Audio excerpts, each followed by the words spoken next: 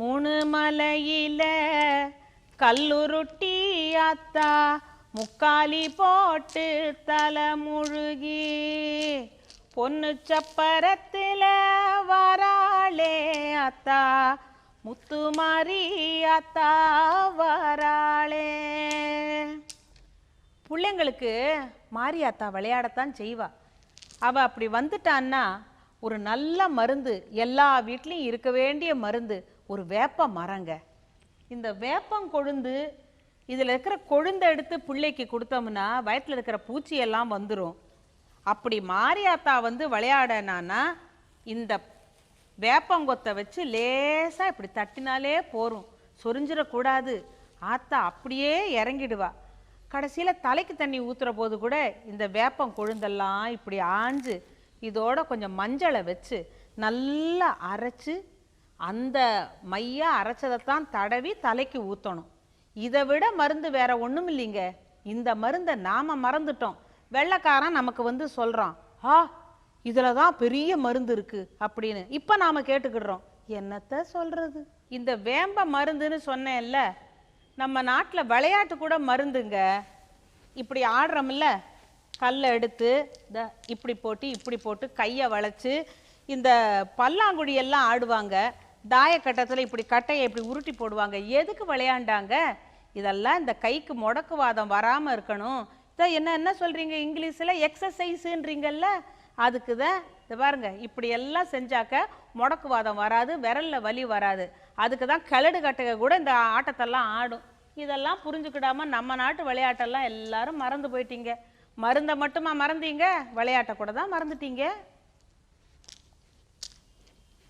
Meow meow பூனைக்குட்டி, வீட்டை சுத்தும் பூனைக்குட்டி, அத்தா மனசு வெள்ளக்கட்டி. நமக்கு வியாதி வந்துச்சுன்னா வைத்தியங்கிட்ட போகிறோம். இந்த பூனைக்கு உடம்புக்கு வந்துச்சுன்னா என்ன செய்யும்? அதுதான் வீட்டை சுற்றுது. வீட்டை சுற்றி எங்கேயாச்சும் குப்பைமேனி கீரை இருக்கான்னு பார்க்கும். அதுக்கு கண் பார்வை லேசாக மங்கி அஜீரணமாக இருந்துச்சுன்னா இந்த பூனை வணங்கிங்கிற அந்த கீரை கிட்ட போய், குப்பைமேனி கீரை கிட்ட போய் தலையை இப்படி தேய்ச்சிக்குமா, நாக்கால் அந்த இலையை நக்குமா, உடம்பு சரியாக போயிடுமா. இப்போ பூனைக்கே இவ்வளோ உதவி பண்ணுதுன்னா நமக்கு எவ்வளோ உதவி பண்ணும் இந்த கீரை? கொஞ்சம் யோசனை பண்ணி பாருங்க. நம்ம பிள்ளைங்களுக்கு வயிற்றில் பூச்சி இருக்கும், நோஞ்சா நாட்டம் வளராமல் இருப்பாங்க. அப்போ இந்த குப்பைமேனி கீரையில் 2 கொத்து அப்படியே கையால் உருவி எடுத்து அதை நல்லா சாறு பிழிஞ்சு அதில் சர்க்கரை போட்டு பிள்ளைங்களுக்கு ஊட்டினீங்கன்னா பூச்சி கீச்சி எல்லாம் விழுந்துடும்.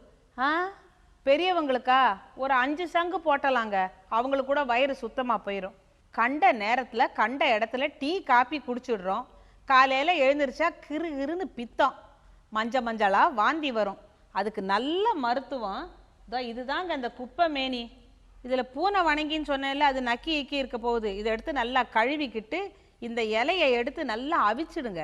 அவிச்சு அந்த தண்ணியை எடுத்து கொஞ்சம் உப்பை போட்டு குடிச்சிருங்க. கொஞ்சம் நேரத்தில் இன்னும் கொஞ்சம் மஞ்சளாக வாந்தி எடுத்து வயிற்றில் இருக்கிற பித்தம் எல்லாம் வெளியில் வந்துடும். இது பிள்ளைங்களுக்கும் கொடுக்கலாம். ஆனால் பிள்ளைங்களுக்கு கொடுக்கறத விட பெரியவங்க தானே காப்பி குடிக்கிறீங்க, உங்களுக்கு தான் இந்த பூனை வணங்கி ரொம்ப அவசியம். நான் இங்கே வச்சுருக்கேன் பார்த்தீங்களா, இம்புட்டு வேர்க்கடலை. இத்தை தின்னா கூட பித்தந்தேன். இம்புட்டு வேர்க்கடலையும் நான் ஒத்தியே தின்னுடுவேன். நல்லா வறுத்து வச்சுருக்கேன்.